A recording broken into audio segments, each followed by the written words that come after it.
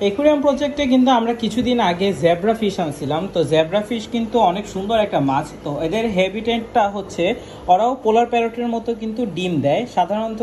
তোমার ওরা রাত 4টার দিকে তোমার ডিম দেয়, একদম ভোরের কিছু আগে ওরা ডিম দিয়ে থাকে।